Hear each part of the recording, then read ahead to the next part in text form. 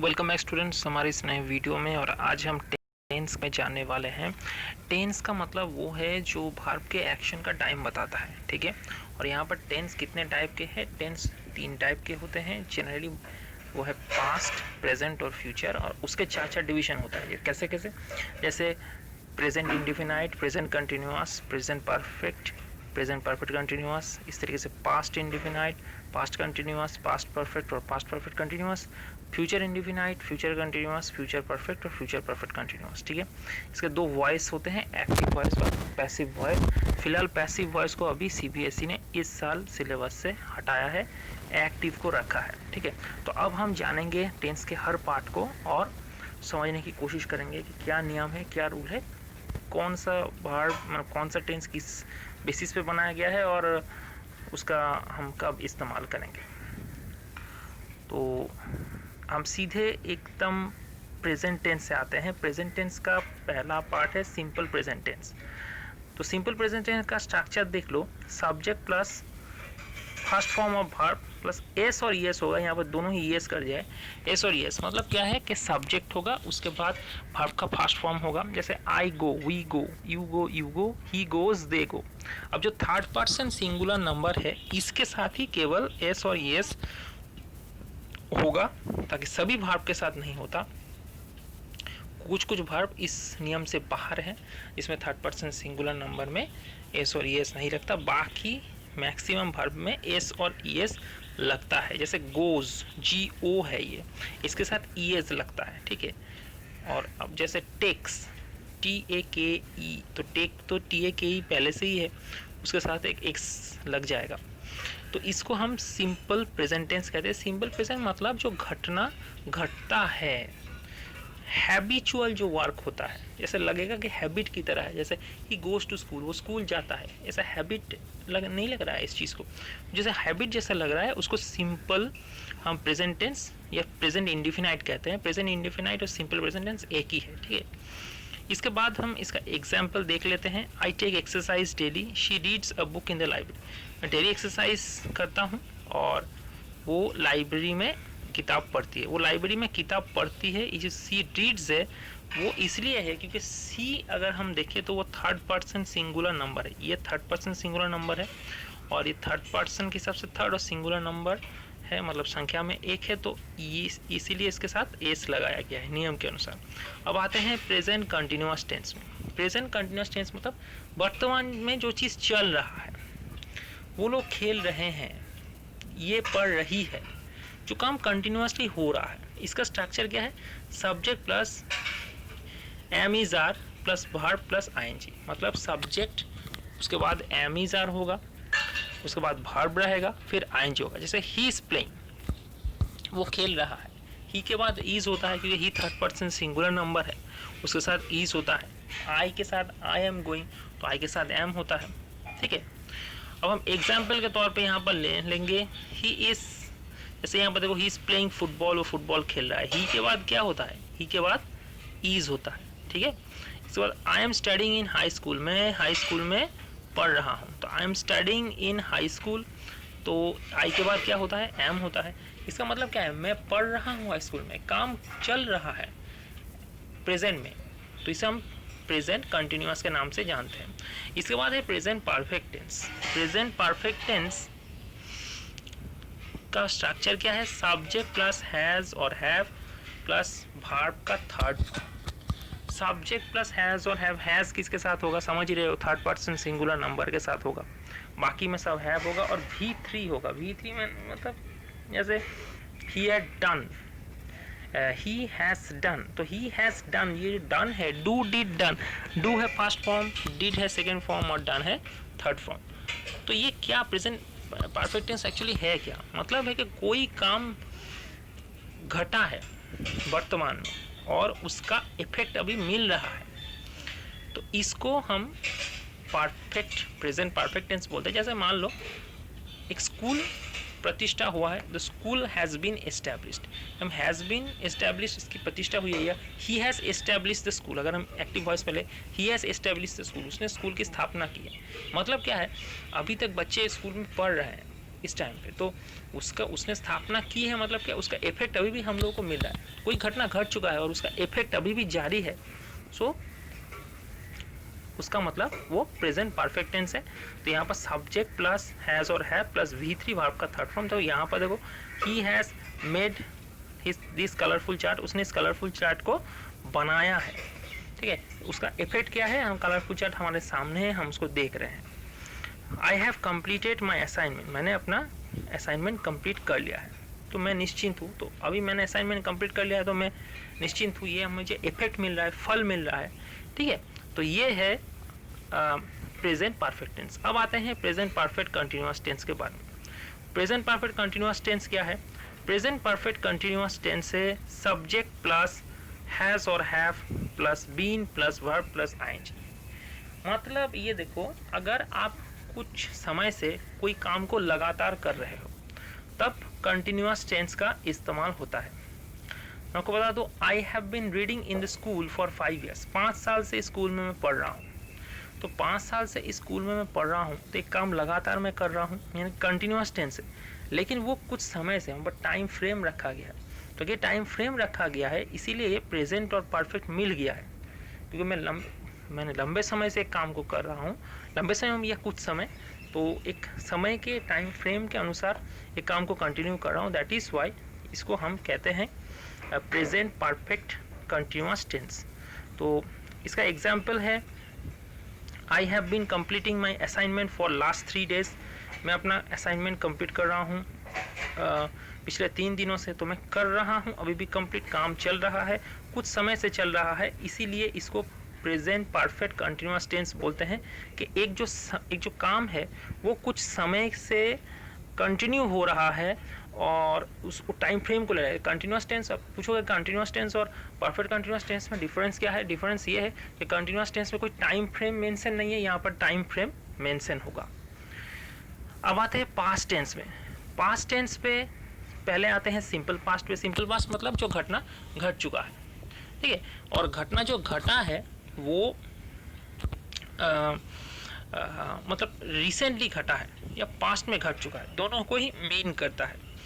तो हम यहाँ पर देखेंगे, देखो सब्जेक्ट प्लस V2 और इर्रेगुलर वर्ब, मतलब सब्जेक्ट के बाद वर्ब का सेकेंड फॉर्म होता है।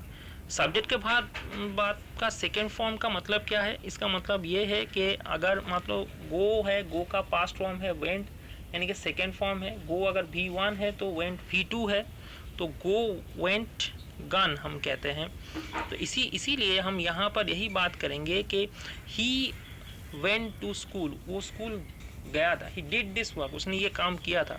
तो वर्ब का सेकेंड फॉर्म होता है V2 होता है, और V2 मतलब क्या है? अगर हम गो बोले, अगर हम डू बोले तो उसका पास्ट फॉर्म जो है, जैसे डिड और वेंट, तो ये सब्जेक्ट का फॉर्म लगता है। यहाँ पर कोई थर्ड पर्सन सिंगुलर नंबर में एस का कोई झमेला नहीं है।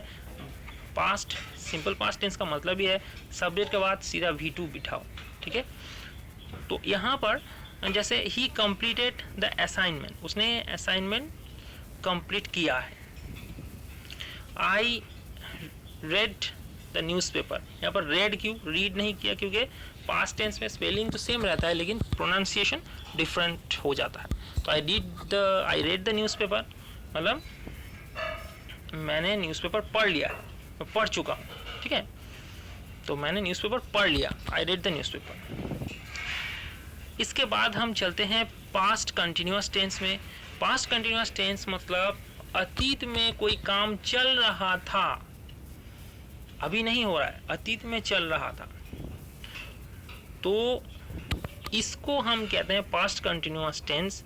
इसका स्ट्रक्चर है सब्जेक्ट प्लस वाज और were plus verb plus ING. जैसे he was doing the work, वो ये काम कर रहा था, ही के बाद वाज होगा, थर्ड पर्सन सिंगुलर नंबर है। अब काम कर रहा था मतलब अभी तो नहीं कर रहा है, काम समाप्त भी रह सकता है, असमाप्त भी हो सकता है, लेकिन वो काम कर रहा था, लेकिन पास्ट में लगातार कर रहा था उस चीज़ को, पास्ट में लगातार कर रहा था। उसने काम कर लिया और काम कर रहा था, इसमें बहुत अंतर है। वो काम कंटिन्यूअस कर रहा था, लगातार कर रहा था, तो इसीलिए कंटिन्यूअस टेंस ही जब पास्ट में चला जाएगा तो पास्ट कंटिन्यूअस टेंस हो जाएगा। He was reading the book, तो वो बुक पढ़ रहा था। He is reading the book और he was reading the book में क्या अंतर है? वो अभी पढ़ रहा है और उस समय पढ़ रहा था। I was going to the park, I के बाद वॉज होता है हम जानते हैं। I was going to the park for a morning walk, मैं पार्क में जा रहा था मॉर्निंग वॉक के लिए।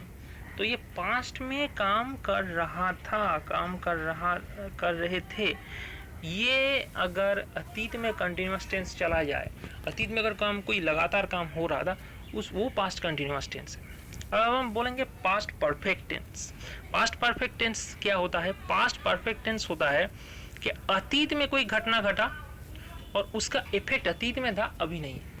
जैसे अगर हम बोलते हैं he had established the school, हम कोई एक बिल्डिंग को देख के बोल रहे हैं he had established the school, उसने स्कूल की स्थापना की थी। अब बताओ, जब हम उसने स्कूल की स्थापना की थी ये बात बोल रहे हैं, तो हम ये बताना चाह रहे हैं कि अभी ये जो स्कूल है ये स्कूल बंद हो चुका है, यहाँ पर अब स्टूडेंट नहीं पढ़ते। तो प्रेजेंट परफेक्ट कंटिन्यूअस और पास्ट परफेक्ट कंटिन्यूअस में अंतर ये है कि प्रेजेंट परफेक्ट कंटिन्यूअस में मतलब काम हो चुका है और उसका इफेक्ट अभी भी जारी है, और पास्ट में है काम हो चुका था, इफेक्ट जारी था लेकिन अब नहीं है। यही पास्ट परफेक्ट कंटिन्यूअस और प्रेजेंट परफेक्ट कंटिन्यूअस में अंतर है। तो अब ये भी आप लोग पूछोगे कि उसने स्कूल की स्थापना की थी, अगर हम किसी काम के अतीत के बारे में बोले और उसने, तो पास्ट परफेक्ट और पास्ट सिंपल पास्ट में क्या अंतर है? तो ये इसका अंतर ये है कि जब हम पास्ट परफेक्ट बोल रहे हैं तो उस समय हमारा ध्यान ये है कि अभी इफेक्ट जो है उसका जो मतलब उस काम का जो इफेक्ट है वो इफेक्ट अभी नहीं मिल रहा है।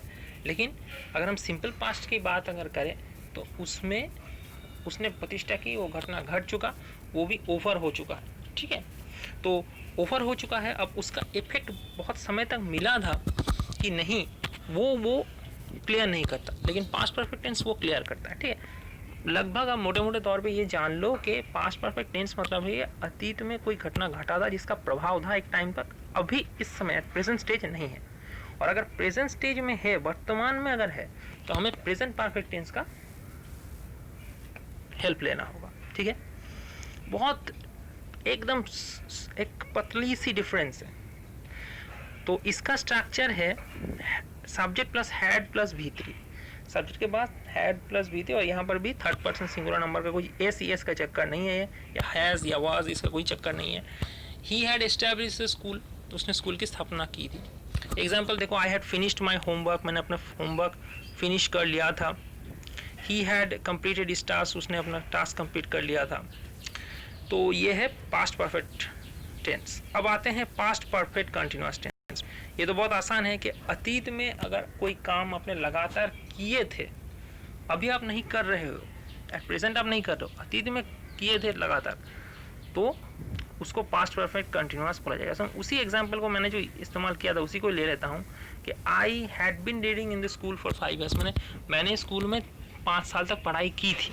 अभी मैं पढ़ाई नहीं कर रहा हूँ स्कूल में, लेकिन 5 साल लगातार मैंने पढ़ाई की थी। तो इसका स्ट्रक्चर है subject plus had plus been plus verb plus ING, ये स्ट्रक्चर है।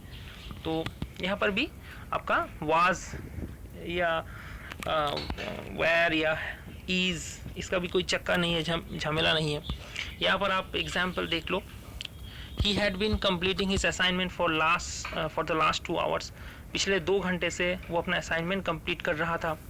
आई had been playing football since morning, सुबह से मैं फुटबॉल खेल रहा था। ठीक है, अब आते हैं फ्यूचर टेंस। फ्यूचर टेंस का मतलब होता है कि जो घटना अभी नहीं घटा है, जो घटने वाला है। ठीक है, तो इस सिंपल फ्यूचर टेंस की पहले बात करेंगे। सिंपल फ्यूचर टेंस मतलब मैं जनरली जो काम मैं करूँगा, ये जो होगा फ्यूचर में, इसको बयां कर रहा है। तो इसका स्ट्रक्चर है सब्जेक्ट प्लस शैल और विल प्लस V1। जैसे आई शैल गो, वी शैल गो। इसका मतलब क्या है, अगर हम एग्जाम्पल लें कि I shall go to the park for work, मैं पार्क में जाऊंगा चलने के लिए, एक बार वॉक करने के लिए। तो यहाँ पर मैं अभी तक गया नहीं, मैं जाऊँगा फ्यूचर में, ठीक है। She will perform his duty, वो अपना जो कर्तव्य है वो निभाएगी, उसने अभी तक निभाया नहीं है, वो निभाएगी, फ्यूचर में करेगी। तो ये इसका स्ट्रक्चर है। इसके बाद हम आते हैं फ्यूचर कंटिन्यूअस टेंस पे। फ्यूचर कंटिन्यूअस टेंस का जो स्ट्रक्चर है वो है कि फ्यूचर में कोई काम कंटिन्यू होगा, ये फ्यूचर कंटिन्यूअस टेंस है। सब्जेक्ट प्लस विल बी और shall be plus verb plus ING. जैसे एग्जाम्पल के तौर पे यहाँ पर ले लो, he will be playing football, वो फुटबॉल खेलता रहेगा।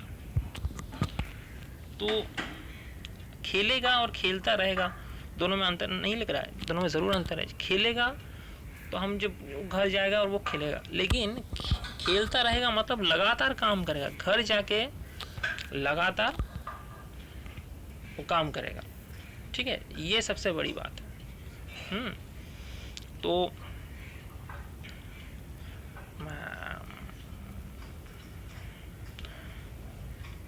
इसके बाद हम आते हैं future perfect tense. Future perfect tense का मतलब है किया होगा।